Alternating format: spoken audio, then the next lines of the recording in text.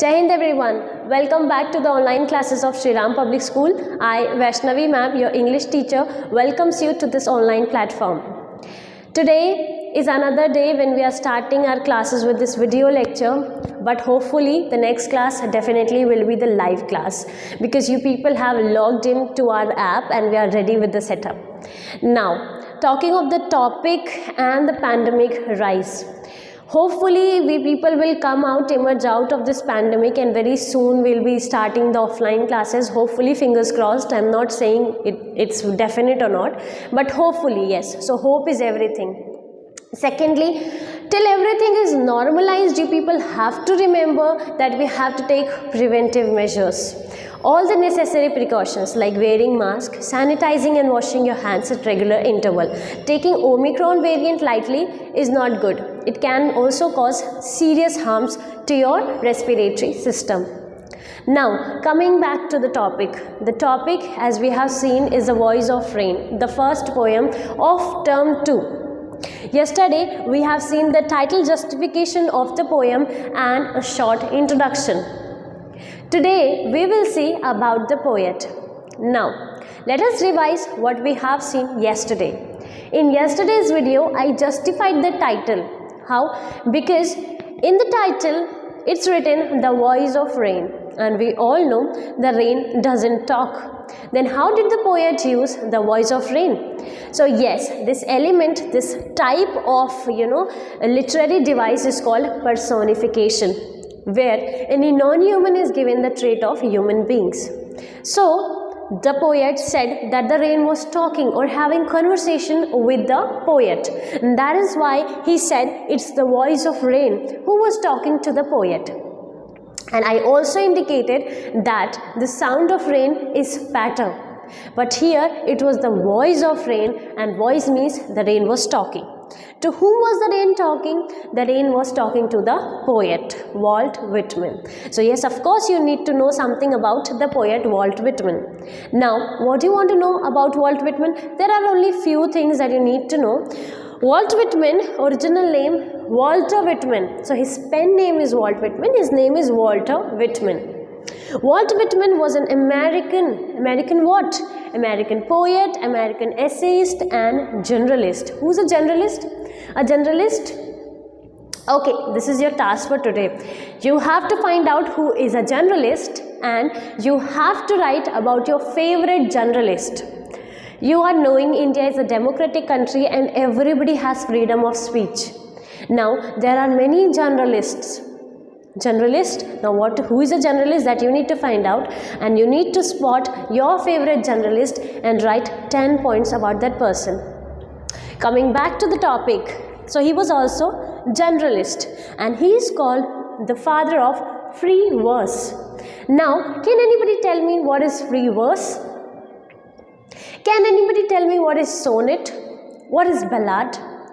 These are different type of poetic styles of writing poems.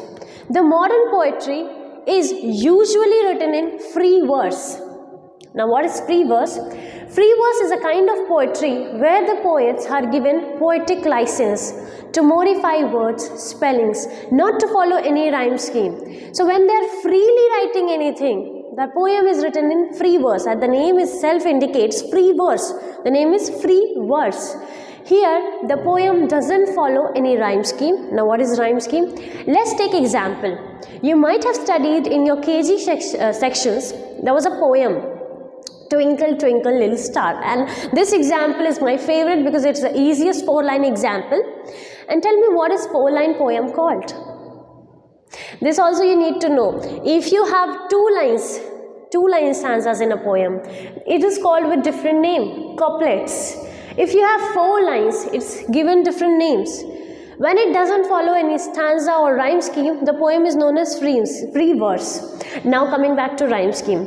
If you talk of rhyme scheme, and we have Twinkle, Twinkle, Little Star. So we have Twinkle, Twinkle, Little Star. Twinkle, Twinkle, Little Star. Star is the last word with which the first line ends. Star. The second line. How I wonder what you are. The second line ends with R. Now you found star and R. Now star and R both have the same rhyming sound. R. So it will be given the same alphabet of English. First English alphabet is A. So we found R and star. Both are having the same sound.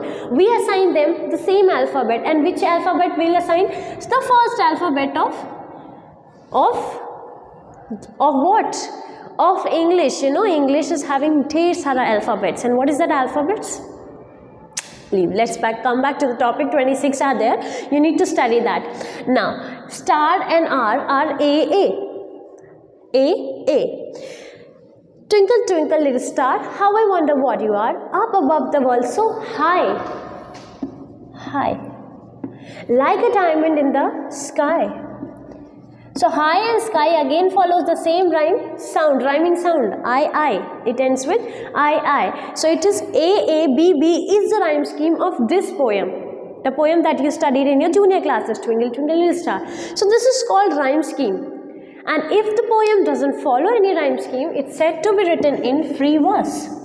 There are many more things about free verse. Since the name itself is free, it's free. Freely written. So the modern poets, they have all the poetic license to freely change the spellings. They also invert. Inversion is also done. Subject, verb, concord. Subject has to be placed first. Usually what is to be done? एक sentence में subject is first, then you place verb. Subject, verb.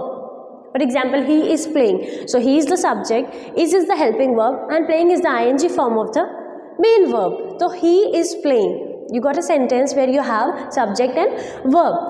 But during these free verse poems, while writing this free verse poem, poets usually change the order. They can write the verbs first. Are we writing? They can change the order. So this is what is free verse, and the name itself indicates it's freely written. I hope you understood what is free verse. Similarly, there are many different types of poems that, of course, if you have studied with me, we have seen everything, all the types of poems, all the types of piece of literature, the stories, the types of poems, everything. Now coming back to Walt Whitman, we have left him behind and we went. So he is known as father of free verse because he has written many poems in free verse.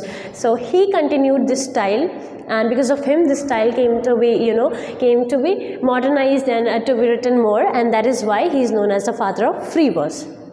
Moving further, this man was born on 31st May 1819. As you can see, it's written. And see, remember, I have written it on board just for you people. Please write it down in your copy. Only 3-4 lines are there. If you keep writing, it will help you to know about the poets. And even if you want to, pursue English literature in your further studies, it will be helpful. Coming back, he died on 26th March 1892. So his birth and death is mentioned. And now coming back to the poem. Let's see the difficult words. Yesterday we started with the poem Who Art Thou? I told you the poet and the rain had a conversation. So the poet and the rain was having conversation. Now poet and rain started their conversation, and the poet generally asked to whom? To the rain, who art thou? Who art thou? Where I said thou or thy, this means you, and art means are. Who are you? Who are you? Who asked? Poet. And it's written there in the line. If you have the books in your hand, it's good. Otherwise, I will be switching to the PPTs. So who art thou is who are you? And the poet further says, said I to the soft falling shower. Who said? The poet said to the soft falling shower, who are you? And the poet further says, which was strange. I found it strange that it replied. Who replied? The rain replied. There are a few difficult words. Note it down. See, these more meanings are there. Let us switch to our presentation mode so that we may see the line by line explanation of the poem with the text. So yes, dear students, till now we have seen the introduction and all the word meanings and about the order.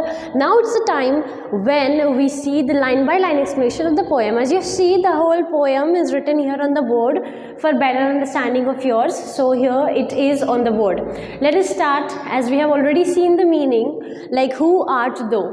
You know its meaning is who are you? Moving further, said I. Now, what is this I? I is, who said this? I is the poet. Very good. I is the poet. So the poet is asking to the soft falling shower.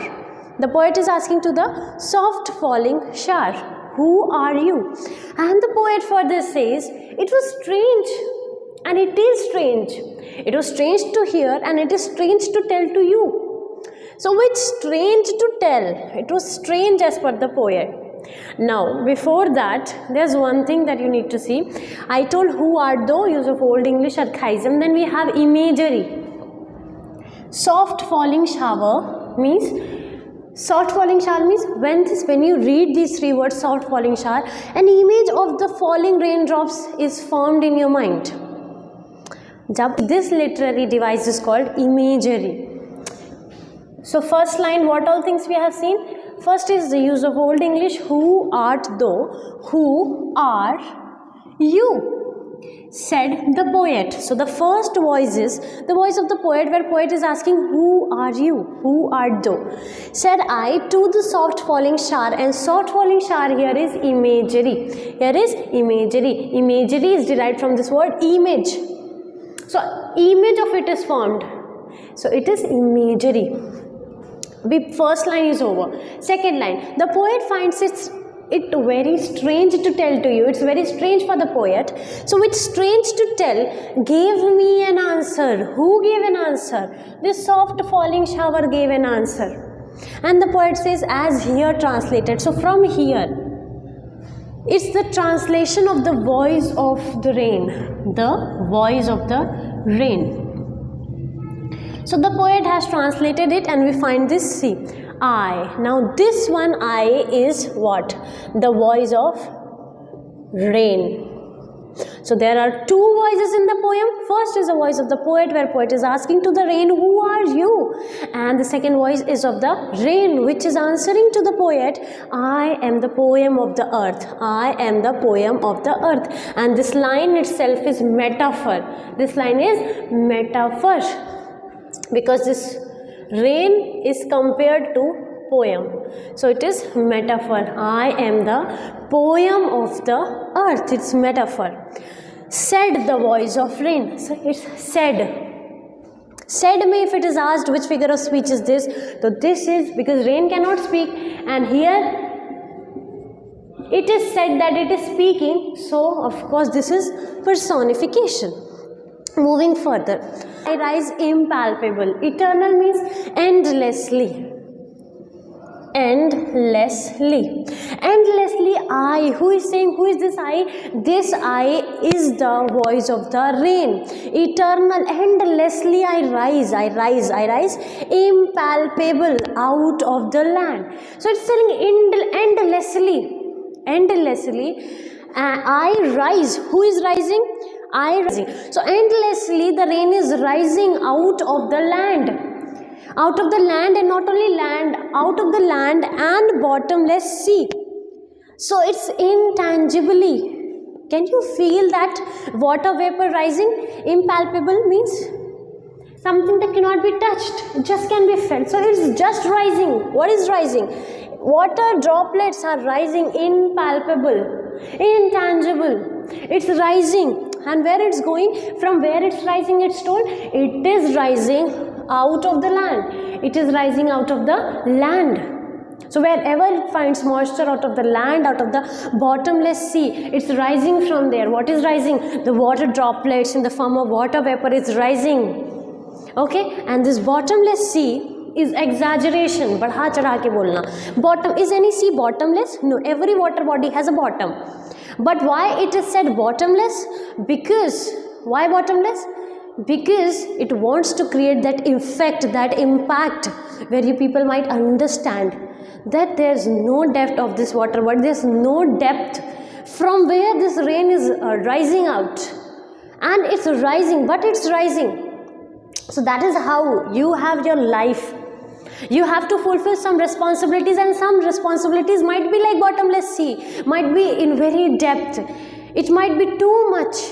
It might be out of your reach, but you have to rise from this bottomless sea, and you have to reach to the heaven. So you have to fulfill your responsibilities. That is what theme the poet wants to bring out. The rain is rising from the land and it's falling back to the land. Why? And in between this cycle, it's filling all its responsibility. Okay, that is what you people have to see. Bottomless sea is what? Exaggeration. And this figure of speech is known as hyperbole. This figure of speech is known as hyperbole, when something is exaggerated to bring out that extra effect and emphasis. Okay, moving further, now it's rising. Now the water droplets have risen and it's now going, and going to where? Upward to heaven. Upward to where? Upward to heaven it's going. Now this heaven, is it really going to heaven? You people might have studied science. The clouds are formed in one of the layers of atmosphere only. Then why is it said heaven? Again, this is to bring out that effect. It is covering that journey from land to that sky. So that journey has been described by referring to heaven. Also, heaven brings out the other effect, what? That now the clouds, it is reaching that sky, the realm of earth, from where it will give blessing like the heaven gives us. It will give that positive impact like the heaven gives us. That is why that particular word heaven is used to lay that emphasis. Okay, heaven. Whence? Whence means where. Vaguely means not clearly. Where not clearly formed, that raindrops, which the water droplets which have risen up, it hasn't taken proper shape. You know, clouds are of different shape. It's not clearly formed. It's no fixed shape. But it has changed. It was liquid here. Now it's gaseous there. It has changed and yet the same. That is what you people have to remember. While fulfilling your responsibilities in your life, you have to change as per the situation, but you have to remain the same. The water changes its form, not its originality. Similarly, like the rain, you people have to change as per the situation, but you don't have to change your original one. You have to remain the same. You have to change your form and yet remain the same. So there's a difference in that. Okay, now moving further, and yet the same. That is what the line, the effect the poet wants to bring to you. Moving further, I descend. Descend means, you remember descending order from greater to smaller. So it is descending, it's coming down from heaven to earth again. Okay, descend to lave the drought. Lave means to soothe the drought. Drought means the dry, arid area. It's now soothing the droughts. It's washing the droughts. It's giving water to the dry land. Droughts. Dry lands, atomies, the small particles and dust layers. It is settling everything down. Everything of the globe. It is giving life to everybody. And further it says, and all that in them. और वो सब जो अभी तक मेरे बिना, and all that in them without me were still latent, hidden. Latent means hidden and unborn. I am going to give life to all of them. All those seeds which were there lying hidden in the earth till now, all those small plants, you must have seen that in rainy season, all those seeds change to plant, all those plants start growing to trees. They start growing up when they receive that raindrops. So that is what is said, and all that in them, और वो सब जो उस globe में, उस earth में, them means in that earth, all those particles and seeds which were latent, which were hidden. Latent means hidden. Which were seeds only, they were hidden and they were unborn, and now they will be born. I'll give life to that also. And forever, see, eternal is also used. Eternal also means endless, and here forever is also used to lay that emphasis that this process of life never starts. Everybody has a life, everybody has some responsibilities to fulfill, and you have to continuously keep doing that. It won't ever end. You have to continue with that process forever, like the rain continues its cycle. By day and night, I give back life to my own origin. And this again is paradox. Can anybody give life to its origin? No. But the rain does that. So it is called paradox. It's another literary device. So the poem says, the poem of the earth, the voice of the rain, it says what? I give back life to my own origin.